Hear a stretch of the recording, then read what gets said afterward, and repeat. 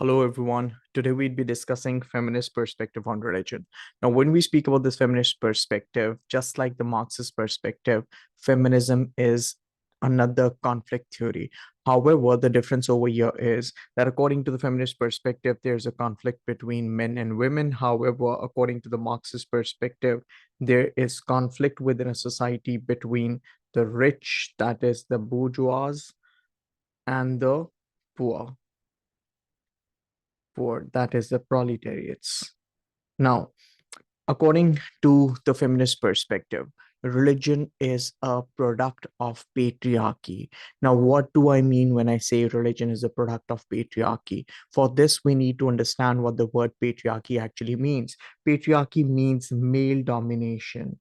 According to the feminist perspective, religion is just another structure that is used by men to continue their domination over women. According to the feminist perspective, religion is just another structure that is controlled, that is manipulated by males so that they could continue to have inequality within the society. Religion is just another structure that males could use to oppress females, according to the feminist perspective. Now, many feminists, they see religion as a part of a wider ideology. They see religion as a part of a wider ideology. Now, what do I mean? A wider set of ideas that support males in a society, and that put females into a disadvantaged position. Now, taking this ahead, religion is seen as a patriarchal institution that perpetuates gender inequality over time, that perpetuates or that reinforces gender inequality within a society. Feminist sociologists draw on evidence from a variety of religious beliefs and practices to support this. They highlight four main ways in which religion can be seen as patriarchal. We talk about four different ways through which religion could be seen as patriarchal. Number one, through religious organizations. Number two, through laws and customs. Number three, through sacred texts. Number four, through places of worship. So we talk about four different ways through which religion is used as a patriarchal institution within a society. To name them, religious organizations, laws and customs, sacred texts, and places of worship. Now, let's begin. We'd start off with religious organizations here. I'm sure you're all aware, most religions, they are seen as organizations that are based on the principles of hierarchy. Now, when we speak about hierarchy, there are people who are at the top, and then there are people who play a subordinative role. According to the feminist perspective, within many religions, males hold positions of power. Males dominate when it comes to positions of power. And if, of course, males would be dominating positions of power, they'd expect females to be playing a subordinative role. Now, most religious organizations are hierarchical in the structure and male dominated in the leadership. Now, what this means is in many religious organizations, males are the ones who lead. Women continue to be excluded from key roles of positions. Women's exclusion, right? Now, for instance, there are different examples that I used over here. Initially, we'd speak about the Church of England, then we'd move on and speak about the Roman Catholic Church, right? Now, this example that we have over here about the Church of England, the Church of England finally allowed ordination of female priests in 1992 and female bishops in 2014. Now, what we understand from this is pre 1992, female priests were not ordained through the Church of England. Or, in other words, female priests, there were no female priests in the Church of England, and there were no female bishops till to 2014. So, 1994, right? Till 1994, the Church of England did not have any female priests. Till 2014, there was no female bishop in the Church of England. Now, this is the Church of England. However, if we speak about Roman Catholic Church, however, they cannot, in the Roman Catholic Church, women cannot become priests. whatsoever, right? Now, Church of England did bring in a change. However, we speak about the Roman Catholic Church. Even today, till date, Roman Catholic churches do not allow women to become priests. This exclusion is despite the fact that women often participate more in organized religions. Now, there's statistical evidence that shows us that females participate more when it comes to religious ceremonies, when it comes to religious services. According to many researchers, according to many, there's a lot of statistical evidence that shows us that whenever and wherever females are allowed to, their participation in religious activities, religious ceremonies, religious services, religious rituals has always been more than males, right? Now, likewise, third example, we speak about Orthodox Jews. Orthodox Jews, women cannot become rabbis. So just like churches or Christians have priests, Jews, they have rabbis. In Orthodox Jews, they do not allow female rabbis. Likewise, if we speak about Hinduism, Hinduism only allows men to become Brahmanic priests. However, when we speak about Sikhism, though, Sikhism is considered, the religion Sikhism is considered to be more egalitarian as compared to other world religions, as compared to other popular, traditional, typical, conventional religions. So we just spoke about five different examples over here under the heading religious organizations. We are trying to discuss how, through religious organizations, males continue to dominate women, how, through these religious organizations, males ensure that their supremacy, their dominance remains without any threat. Now, we spoke about the Church of England, we spoke about the Roman Catholic Church, we spoke about Orthodox Jews, we spoke about Hinduism, and then towards the end, we spoke about Sikhism.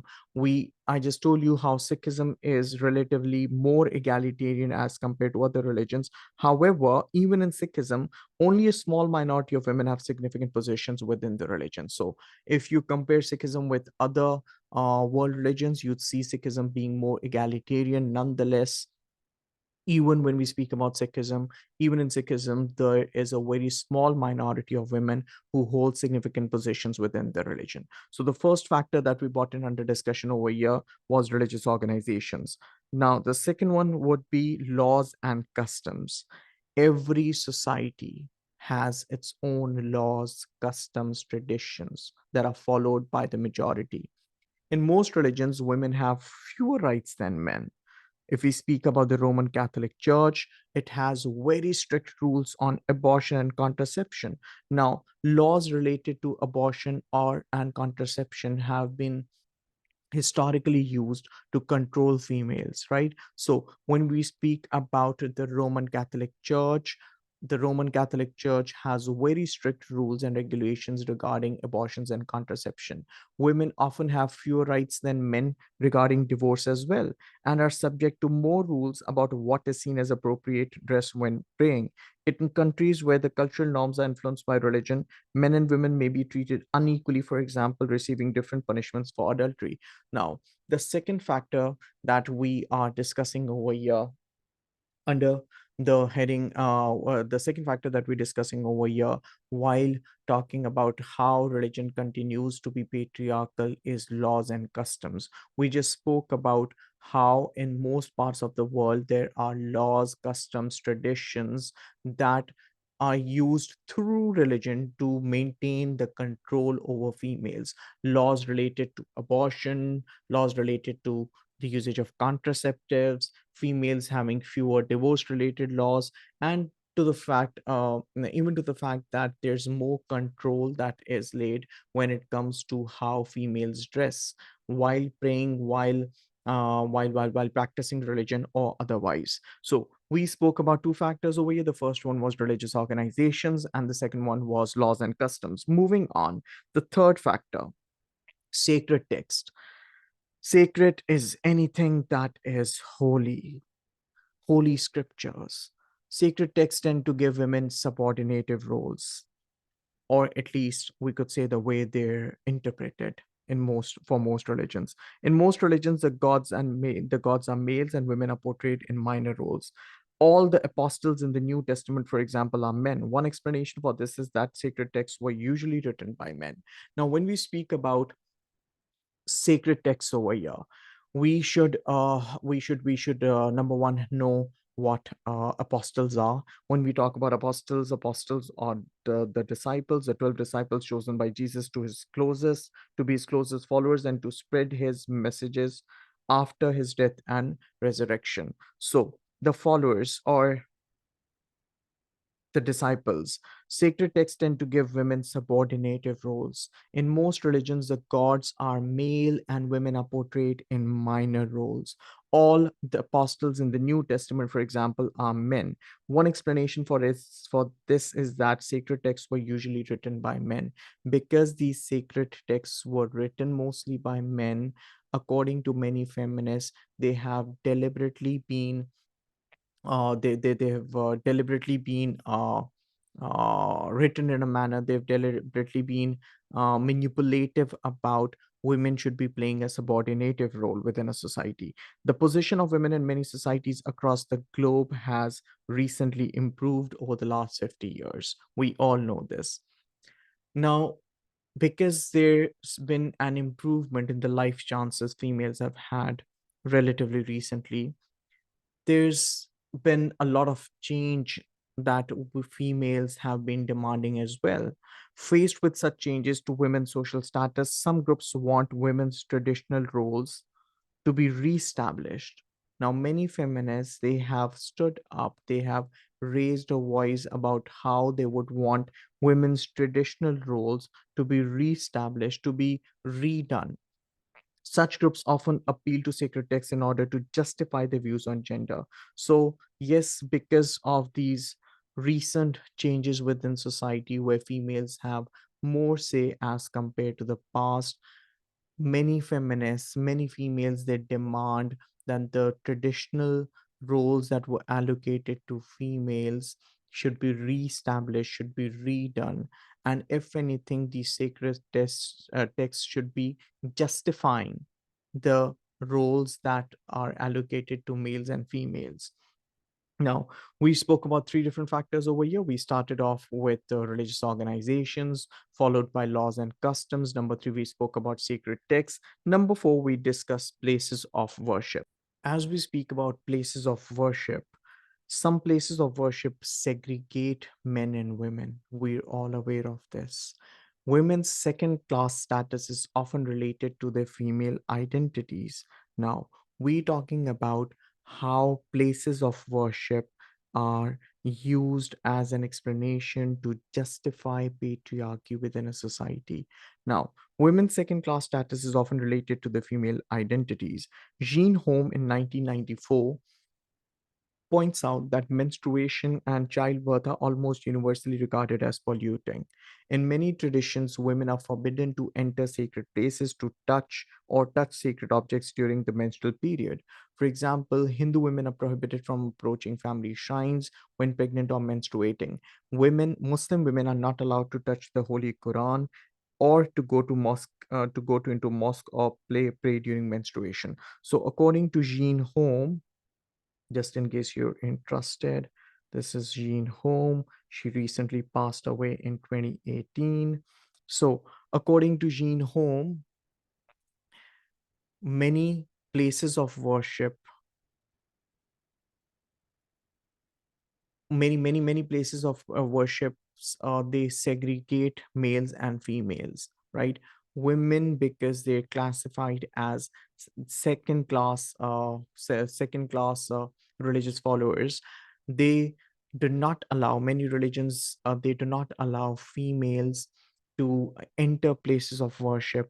We have examples of Hinduism over here, we have examples of Islam over here as well. Now, there were four different factors that we discussed over here. We started off with religious organizations. We spoke about laws and customs. We spoke about sacred texts. And number four, we spoke about places of worship. Now, taking this ahead, we talk about Dr. Fang Long Shi. Dr. Fang Long Shi was from the London School of Economics. Let's have a look at what Dr. Shi has to say over here. Now, Shi in 2010 identifies two main feminist perspectives on religion, that is, radical feminism and liberal feminism. I'm assuming we all know the difference between radical feminism and liberal feminism, at least the basics on it, right? Radical feminists believe that if there has to be a change, that change has to be through a revolution. There should be a radical, a sudden, and abrupt sort of a change. However, when we speak about liberal feminists, they do acknowledge that there has been a change within society where females today hold a better position as compared to the past.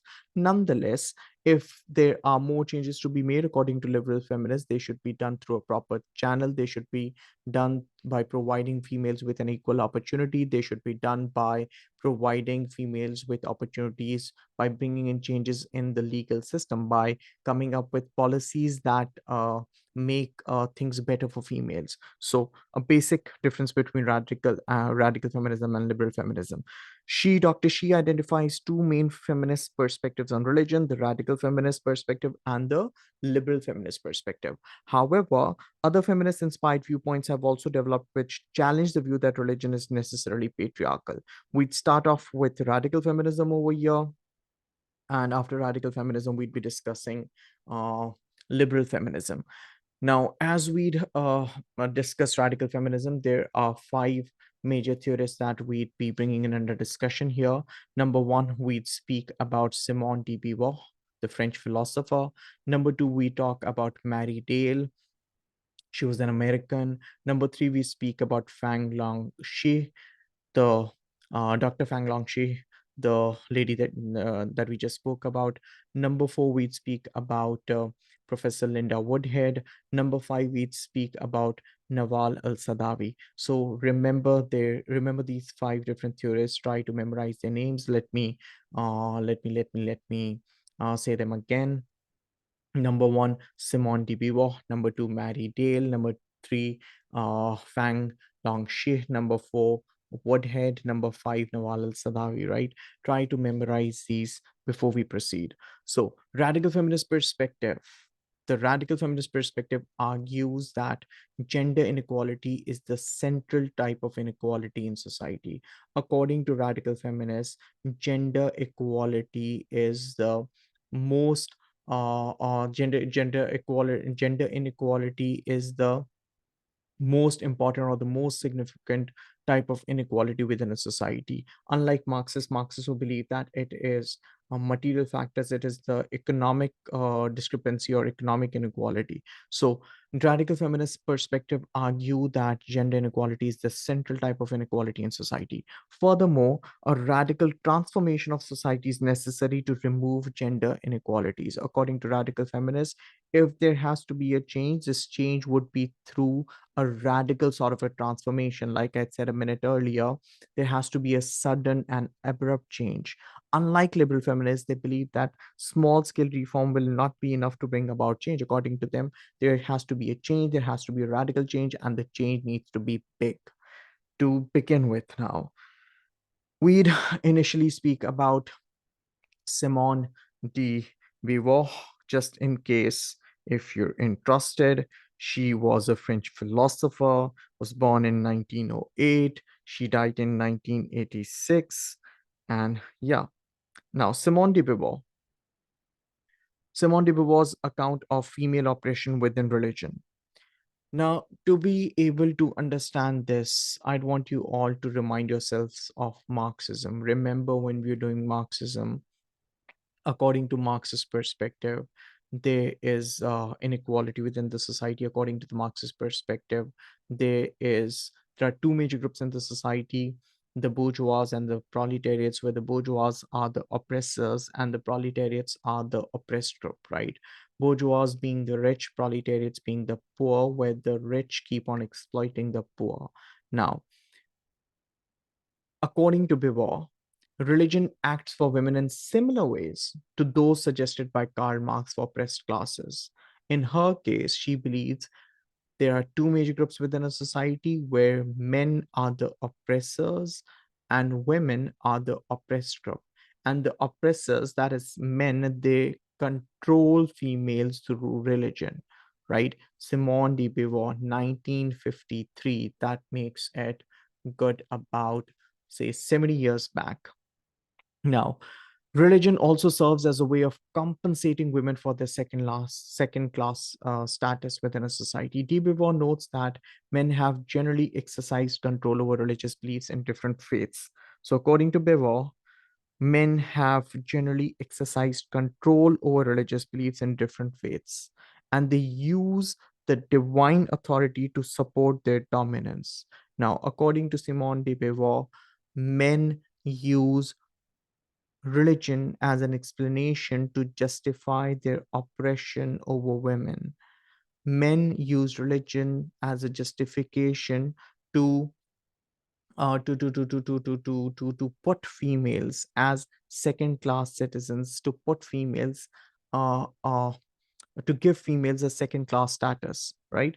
The fear of God serves to keep women in a subordinative position. So, in a simplistic word, if you keep on telling females that they are to be playing a subordinative role within a society because God wants them to be this way, and if they continue to live this life getting oppressed, they would be compensated for this in the life hereafter, right? So if you keep on telling females that they are to be at the position they are today because it's the God's will, this would keep them from standing up against men, right? Now, religion gives women, like Marx proletariat, the idea that they would be compensated for the suffering on earth by equality in heaven.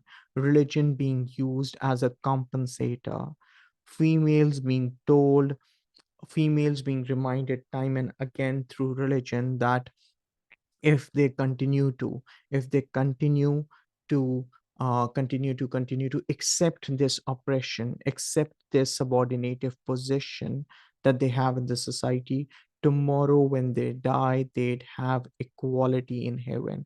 Now this compensator is used, according to Biva, by males to maintain their control, maintain their dominant position within a society. So sorry, in, in its simplistic form, religion is used by males to maintain the status quo, or to maintain things the way they are, to maintain the current position within a society. Religion helps to maintain a status quo in which women and men are unequal. Furthermore, in terms of their role within religion, women are seen as vital because they do much of the work for religious organizations.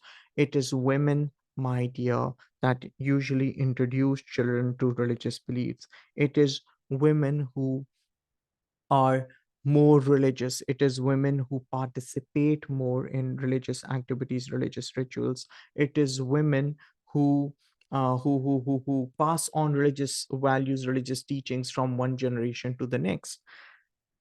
Now, we just spoke about a radical feminist, Simone de Beauvoir, the French philosopher.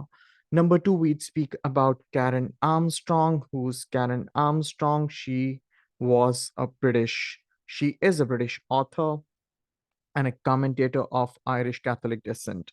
Now, this is Karen Armstrong. Let's have a look at what Karen Armstrong has to say about the role religion plays. The role religion plays to justify inequality within the society, or the role religion plays to put females into a subordinative position. We'd be discussing this under the heading Goddess Religion and Feminist Spirituality. Goddess religion, and feminist spirituality. Some feminists argue that the subordination of women has not always been a characteristic of majority of religions. Now, as we're all aware that majority of the religions that we know of, these religions, they have put women into a subordinative position. However, according to the British author Karen Armstrong, as she puts it in 1993, this has not always been like this. Now, Karen Armstrong, she used examples from the Middle East, Asia, and Europe. According to her, if we dig back in the past, we have through old civilizations, there have been many effigies that have been found where, or effigies or statues or scriptures, statues rather, that have been formed, that have been found of female goddesses. Now, according to Karen Armstrong, today as we see that women are holding a subordinative position in many religions, this has not always been the case. According to Armstrong, for example, she argues that in early history, women were at the center of the spiritual quest. In the Middle East, Asia, and Europe, archaeologists have uncovered numerous symbols of the great mother goddess. Like I said, she is pictured as a naked pregnant woman and seems to represent the mysteries of fertility and life. There were very few early effigies of gods and men. Instead, they were of women. As societies developed religious beliefs in which there were held to be many different gods and goddesses, the mother goddess still played a crucial role. However, the final death knell for goddesses came with the acceptance of monotheism, belief in a single male god, such as Yahweh, the god of Prophet Abraham, rather than in many gods. So, Karen Armstrong, the British author, according to her, as we see today, males hold supremacy, males hold powerful positions. And usually, when we, for many religions, when we use the term God is pretty much goes pretty much in line with males. However, according to Karen Armstrong, this has not always been the case. She gives us examples of how, through older civilizations from the Middle East, Asia, and Europe, archaeologists have discovered effigies or statues of female goddesses, right? Statues that showed a picture of a naked pregnant woman, a mother goddess. Now, according to her, this went on till there were polytheistic religions. Polytheistic religions, the belief that there are multiple gods. However, as polytheistic religions were taken over by monotheistic religions, or the belief in a single god, according to her, the the mother goddesses, the acceptance of these mother goddesses, this declined, and this led to male monotheistic religions being accepted. Now, taking this ahead, one, we speak about Simone de Beauvoir, the French philosopher. Number two, we speak about Mary. Number two, we spoke about Karen Armstrong. Why does this not have Karen Armstrong? So number two, we spoke about Karen Armstrong. Number three, we speak about Mary Daly and goddess religion. Now, about Mary Daly, Daly is an American philosopher. She's born in 1928. She died in 2010. So Mary Dale, the American philosopher. She was a radical feminist philosopher. Now, having a look at what this radical feminist has to say over here, Mary Dale and goddess religion. Some feminist approaches, such as that of de Beauvoir, assume that religion is inevitably patriarchal and must be abolished. Now, some feminists like Beauvoir, they believe that religion is inevitably inevitable or something that is unavoidable. Religion is unavoidably patriarchal. Religion, till it exists, according to Beauvoir, it would continue to be patriarchal, or there would be male domination, right? And religion needs to be abolished. According to Beauvoir, religion is inevitably patriarchal and religion should abolish. However, there are other feminists who accept that religion is patriarchal but do not believe that religion itself needs to be abolished. Instead, they argue that patriarchal religions need to be replaced with feminine religions, right? Now, we are talking about different feminist perspectives over here. We're discussing Mary Dale under the heading of radical feminism. While speaking of radical feminism, we initially spoke about Simone de Beauvoir, the French philosopher. Number two, we spoke about Karen Armstrong, the British author. Number three, we're discussing Mary Dale, the American radical feminist philosopher. Now, she argues instead they believe that patriarchal religions do not need to be abolished. Instead, they need to be replaced with feminist religions.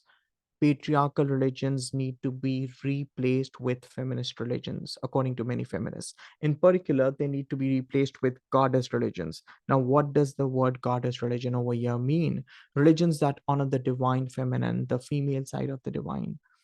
Taking this ahead, Mary Daly in 1973 was one of the earliest advocates of this approach. She was strongly influenced by de Beauvoir and agreed that religion was oppressive to women.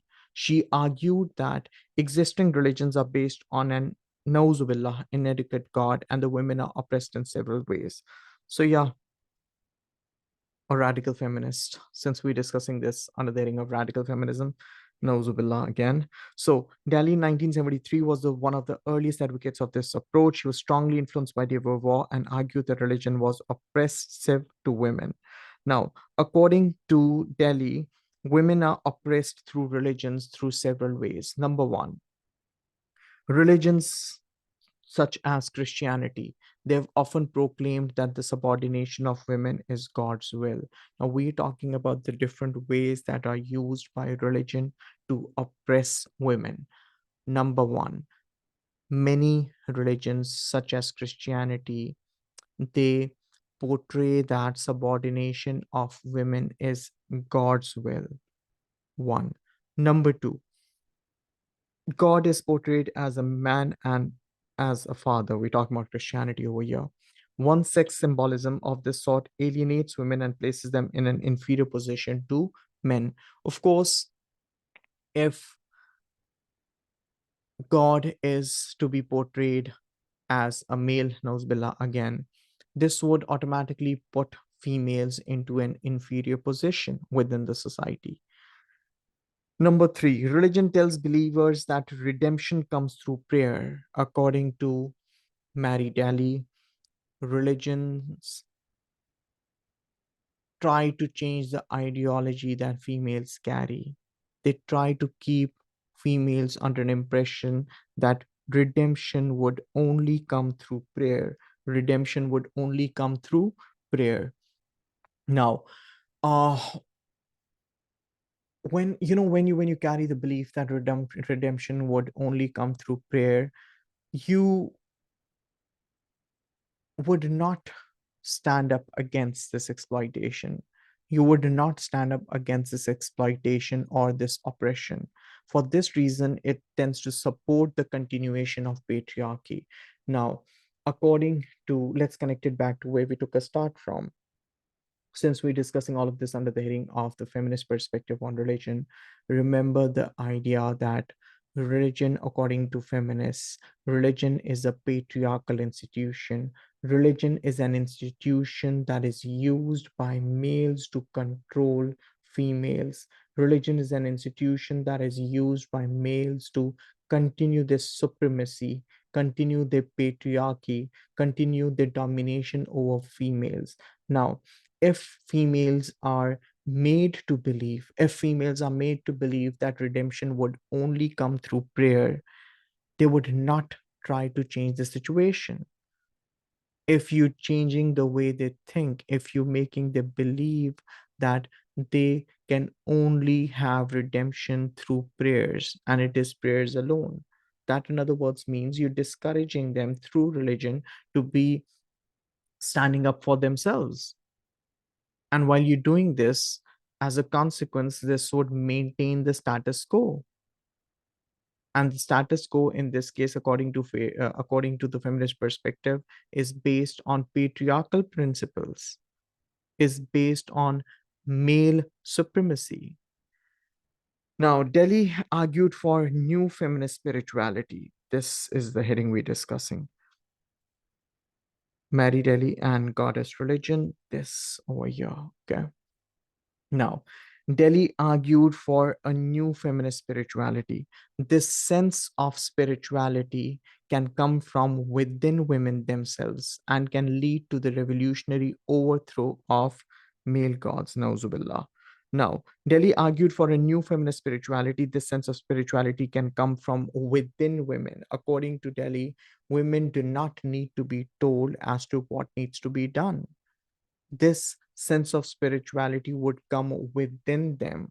Together, women can struggle towards self transcendence so that religious and spiritual insight comes from within and not from the teachings of male preachers imposing a male god on women.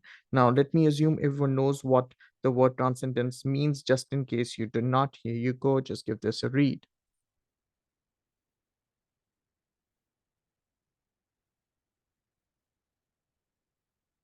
Taking this ahead. So, according to Mary Daly, struggle towards self transcendence so that religious and spiritual insight comes from within and not from the teachings from of male preachers. So according to Delhi, females do not need to be dependent on males for religious teachings. This spirituality is to come from within them. In this way, religions may oppose rather than support male domination. Professor Linda Woodhead describes the goddess feminist movements as seeking to honor the divine feminine in their own lives and in society. It is committed to the empowerment of women. Now, Professor Linda Woodhead, she had conducted an amazing research, the Candle Project. You might as well Google this or YouTube this. Radical feminist approaches, which emphasize the importance of God assist religion, have demonstrated that while a belief in God can help to maintain patriarchy, non patriarchal religions are possible as well.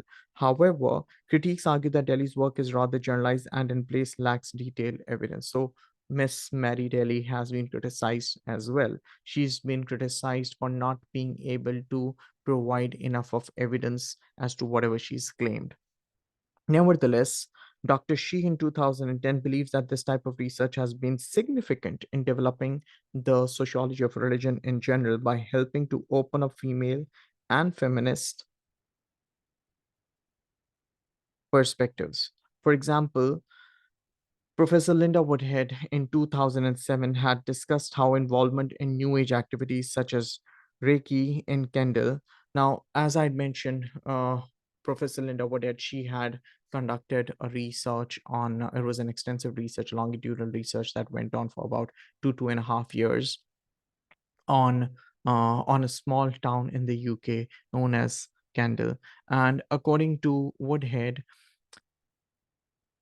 through her research, she found out that new age movements or new age activities such as Reiki can be a way for women to gain self esteem. Now, religions like these are not world religions, they're not very popular. They're all examples of new age movements. So, and these new age movements, they usually not necessarily, but there are many females who join these new age movements. Now, according to Woodhead, they do so because this would improve females' self esteem, which may be low as a result of patriarchal ideology. So, according to Woodhead, women's self esteem is low due to patriarchal religious ideology, and this self esteem could improve or this could get better by by saying no to traditional religions and instead following new religious movements or rather new age movements. For example, women may have found that their sense of self-worth has been undermined by male partners and that involvements in new age activities is a way to overcome these feelings. So quite a few of radical feminists that we have discussed so far. We started off with Simone de Beauvoir. Number two, we spoke about Karen Armstrong. Then we went on, we spoke about Mary Dale. We spoke about uh, Professor, sorry, Dr. Shi, and now we've spoken about Professor Linda Woodhead. Now I'm calling these names over and over again so that you all might learn them. Now we'd move on and we'd speak about Nawal al-Sadawi. Where is she? Yeah. So we speak about Nawal al-Sadawi, the Egyptian feminist. Let's have a look at what Nawal al-Sadawi has to say. She died recently in 2021. Patriarchy, Islam, and limited role of religion. Like I said, Nawal al-Sadawi was an Egyptian feminist and Egyptian Muslim feminist. Both de Beauvoir and uh, advocates of goddess religion, right from the perspective of Western Christian women. Do you realize the theorists that we've just spoken about, from Armstrong to Beauvoir to Marydale to Woodhead, they all come from the Western culture. They all come from societies where Christianity holds domination. However, in this case, this Egyptian feminist Nawal al Sadawi would disapprove quite a lot that has been said earlier about religions, quite a lot negative stuff that has been said against religion by radical feminists. Furthermore, they assume that religion itself is a main cause of patriarchy. However, Nawal al Sadawi in 1980, an Egyptian feminist, writes, she discusses female oppression in the Arab world and elsewhere. She examines the importance of religion in creating and perpetuating oppression, but she does not see religion itself as the main underlying cause of oppression. This is important. According to Nawal al Sadawi, the Egyptian feminist, religion should not be considered or should not be held responsible for the oppression females face. According to her, religions in general and, and Islam in particular does not do that. If anything, Islam does not oppress females. Islam is not oppressive for towards females. Now, Al Sadawi denies that the oppression of women is directly caused by religion in general or by Islam in particular, like I said. She notes that oppressive practices such as female circumcision have been attributed to the influence of Islam. She gives examples where female circumcision takes place in non-Islamic countries as well. However, female circumcision has been practiced in a considerable number of countries, not all of them Islamic. In her view, genuine religious beliefs tend to be opposed to any such practices and aim at truth, equality, justice, love, and healthy, wholesome life for all people, whether they're males or females. Now, this wonderful Egyptian feminist is bringing in a bit of clarity here. According to her, genuine religious beliefs tend to be opposed to any such practices and aim at truth, equality, just love, and healthy, wholesome life for all people, whether men or women.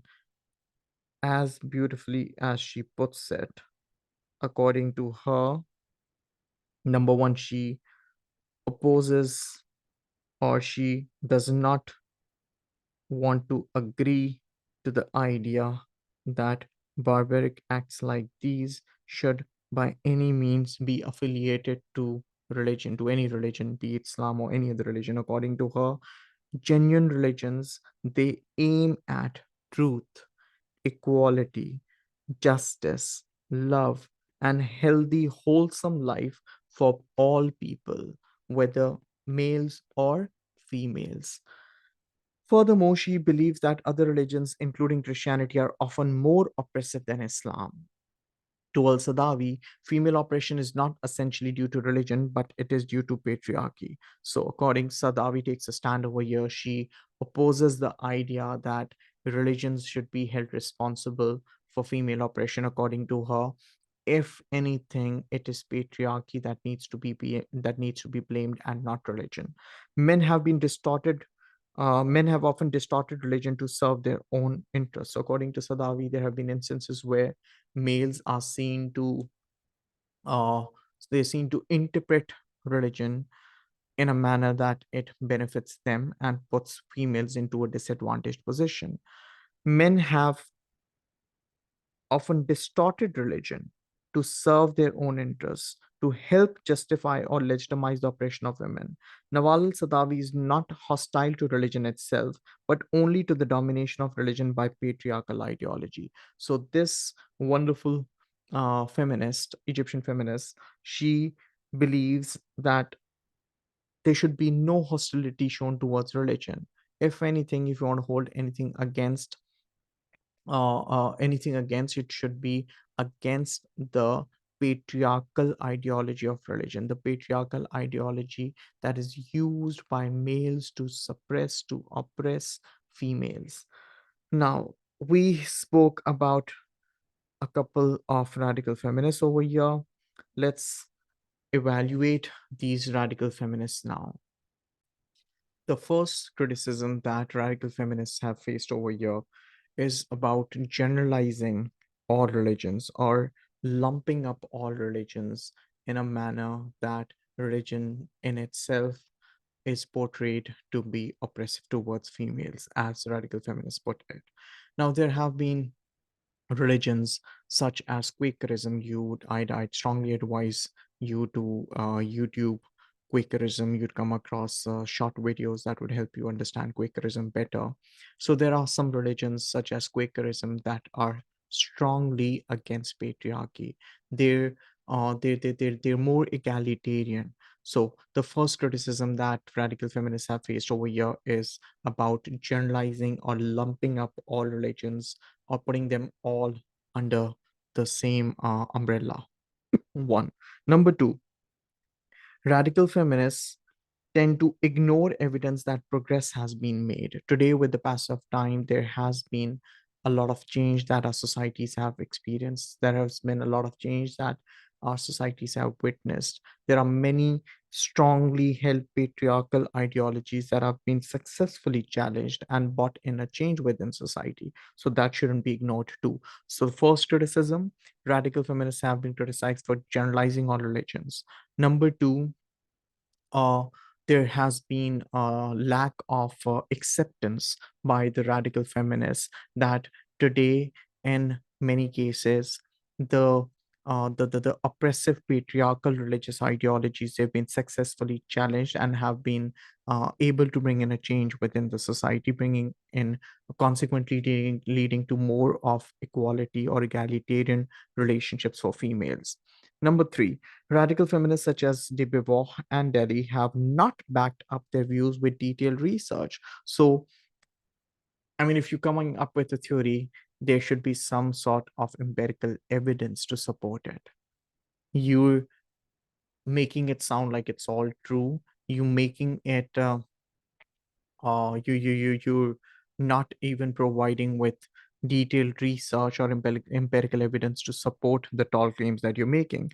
In other cases, the validity or representativeness of the research may be open to question. The fourth criticism that radical feminists have faced over here, radical feminists are not particularly sensitive to the ways in which women may find space within or use apparently patriarchal religions to further their own interests. Now, as typically radical feminists put it, they are making it sound like all religions hold something against females. Nauzubillah. All religions holding, according to radical feminists, they are ignoring the fact that many females, many women, they try to find their space within these apparently patriarchal religions. They're trying to, and many religions, or many females rather, they use religion for their own interests, for their own benefits. Now, four different criticisms that we discussed against radical perspective or radical feminist perspective. Let's quickly move on to the liberal feminist perspective over here. We'd speak initially about Jean Home. Next, we'd speak about Badawi, and then we'd speak about Alexandra Wright, coincidentally, all from 1994. Radical feminists tend to believe that patriarchy is so built into existing religions that only their destruction or replacement with an alternative can lead to furthering of feminism. As the name radical suggests, they advocate destructive, they advocate rather say sudden or an abruptive sort of a change. However, liberal feminists, while also regarding existing religions as patriarchal, they focus on reforming religions. According to liberal feminists, if anything, these patriarchal religions, they should not be abolished, they should not be destructed. If anything, they need to bring in a reformation. Their focus is more on reforming religions in order to remove patriarchal elements from them. In their view, religion and feminism are compatible. They can go hand in hand. They start off by identifying the aspects of religion which, in their view, needs reformation. So, some aspects of religion that need reformation, according to liberal feminists. So, what has to be kept in mind over here is liberal feminism and radical feminism. I'd like to say they're two extremes where radical feminists, they're the stricter version of feminism, and liberal feminists, they're more inclined towards bringing in changes through whatever means possible, through whatever non-violent, non-aggressive means possible. So inequalities in major religion, according to Jean Home, she argues that while the classical teachings of many religions have stressed equality between men and women, so according to Home in 1994, the popular, the classical teachings of many religions have stressed equality between men and women. In particular, they have usually been far from equal.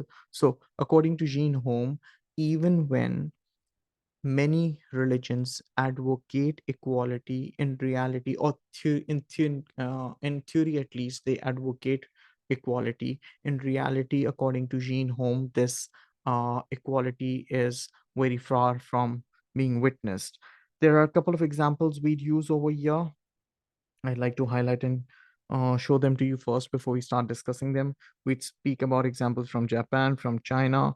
We'd speak about Buddhists. We'd speak about Jews. We'd speak about Islam, and we'd speak about Christianity. So one, two, three, four, five, and six. These are the six examples that we'd be bringing in under discussion. In Japanese folk religions, for example, women are responsible for organizing public rituals, but only men can take part in public performances. So, we are talking about a couple of aspects of religion that require reformation according to liberal feminists. We spoke about the example from Japan. Number two, in Chinese popular religion, women are associated with yin and men with yang. However, yang spirits are more important and powerful as compared to yang spirits, that is, female spirits. That's the second example. The third example about Buddhism. In Buddhism, both men and women can have religious role as monks and nuns, respectively. However, it is important to note that all monks are seen as senior to all nuns. Number four, Judaism. Orthodox Judaism only allow males to take full part in ceremonies. Number five, Islam. In some religions, in some regions, so the women, sorry, in some regions, women are not allowed to enter mosques for worship, and men have made all the religious rulings.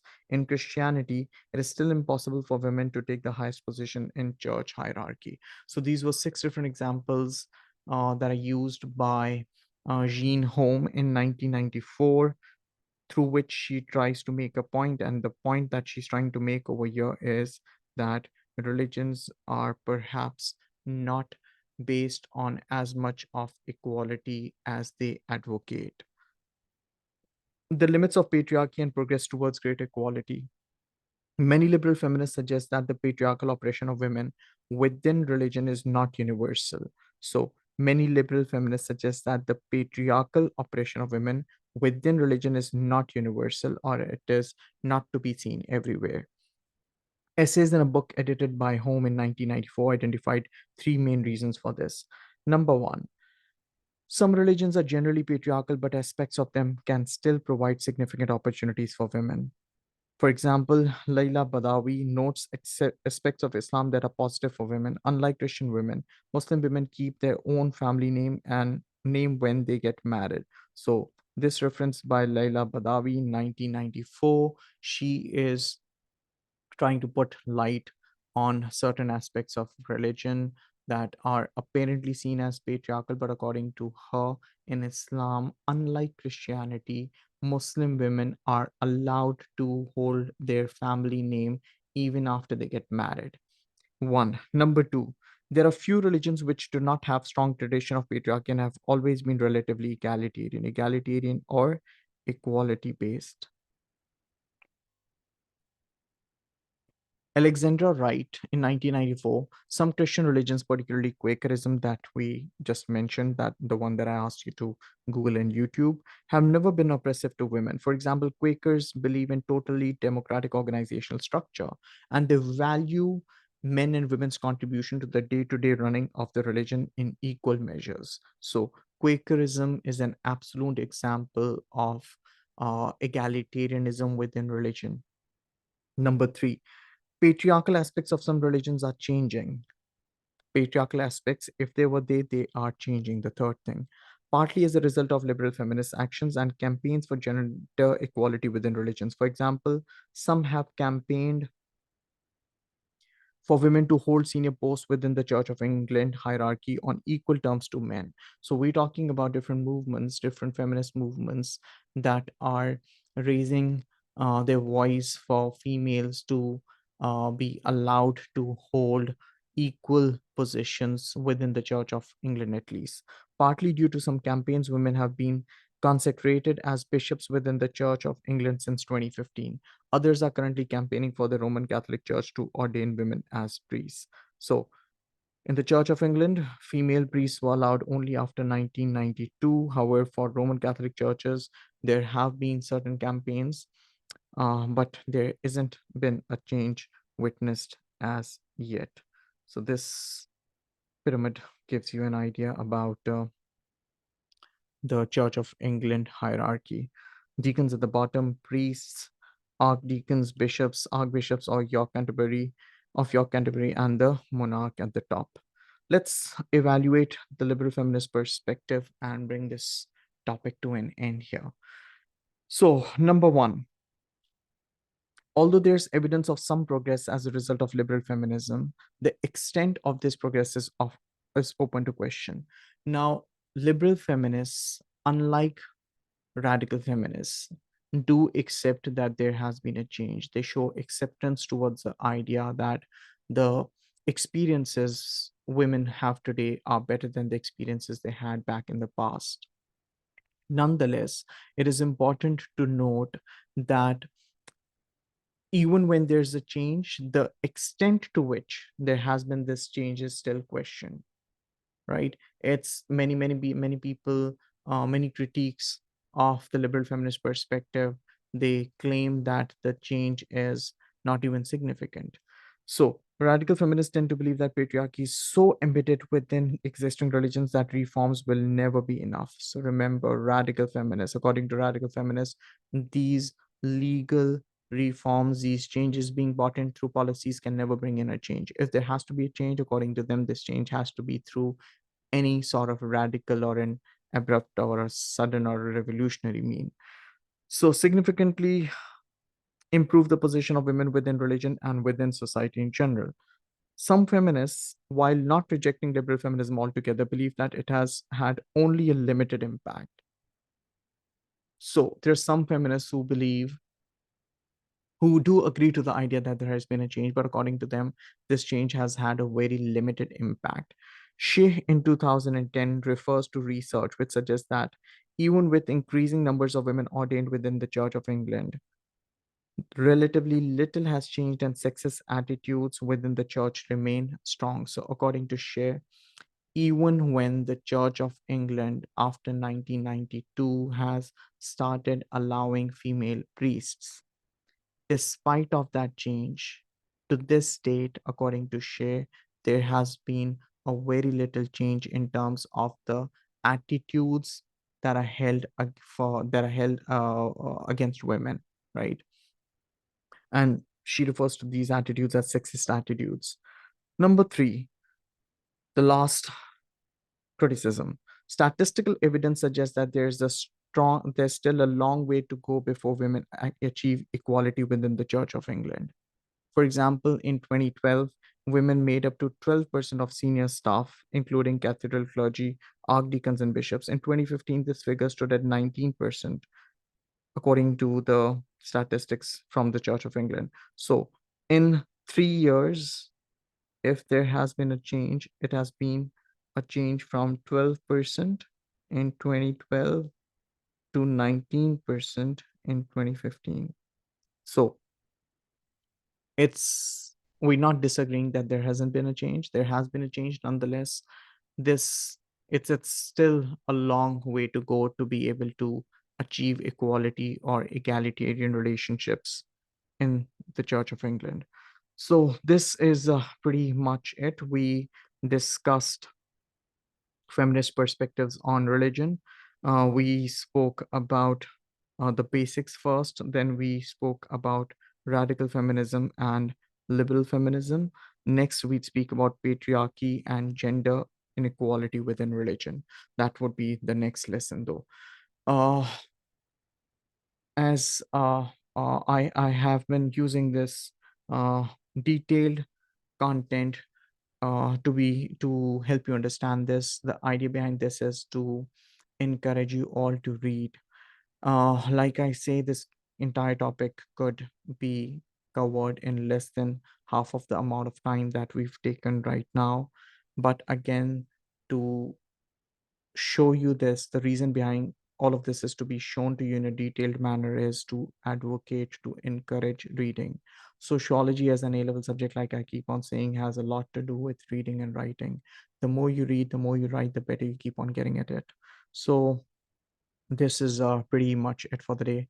Take good care of yourself. Stay happy, healthy, safe, and protected. Stay humble. Spread positivity, spread smiles, and Allah Hafiz.